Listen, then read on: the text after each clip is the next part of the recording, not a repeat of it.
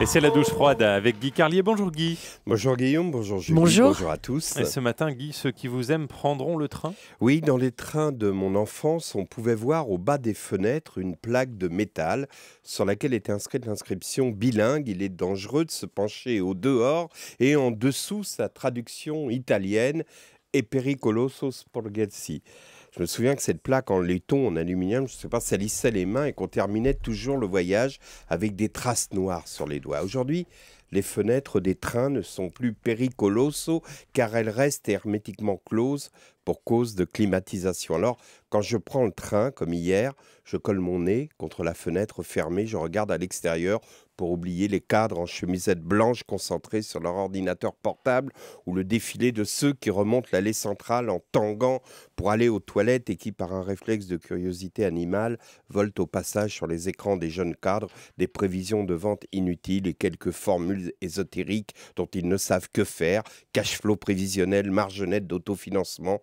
Je regarde au dehors pour essayer d'oublier un enfant qui braille, engagé dans un duel impitoyable avec une mère résignée qui lui lance des « Chut Hugo, tu déranges les gens » davantage destiné à calmer ses voisins au bord de la crise de nerfs que son môme insupportable. Et puis, surtout, je regarde au dehors parce qu'on peut imaginer la vie des gens rien qu'en voyant l'arrière des maisons qui donnent sur les voies ferrées.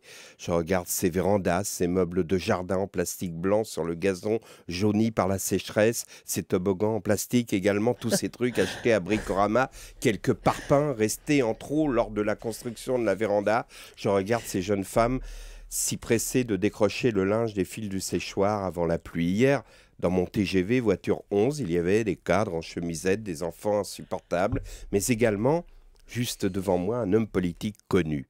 À la gare de départ, une équipe télé est montée dans le wagon pour l'interviewer, puis à l'annonce du départ, justement, elle est redescendue en catastrophe, bousculant une vieille dame aux cheveux violets qui tardait à monter. Dès le départ du train, l'homme politique, assis près de la fenêtre, n'a cessé de parler avec son attaché parlementaire à ses côtés qui épluchait la pile de journaux posés sur la tablette devant lui, lui désignant du doigt les articles où l'on parlait de l'homme politique et de ses rivaux.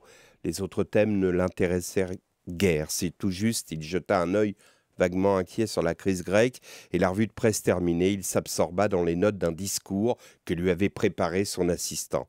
Lorsque nous arrivâmes à Paris, il n'avait pas une seule fois regardé par la fenêtre.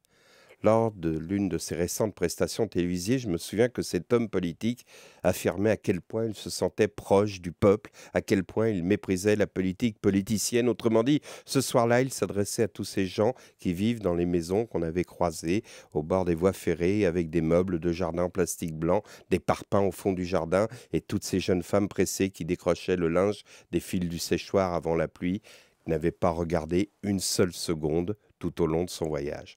On devrait fixer au bas des fenêtres des trains une plaque de laiton destinée aux hommes politiques sur laquelle serait inscrite la formule « Il n'est pas pericoloso de regarder par la fenêtre ». Et puis surtout, ne craignez rien les gars, on ne se salit plus les mains aujourd'hui aux fenêtres des trains. Il n'y a plus les petites plaques en laiton. Merci beaucoup Guy Carlier, la douche froide. Vous êtes On a sur envie de Europe 1. savoir qui est cet homme politique. Ah, suspense, suspense. Merci beaucoup Guy.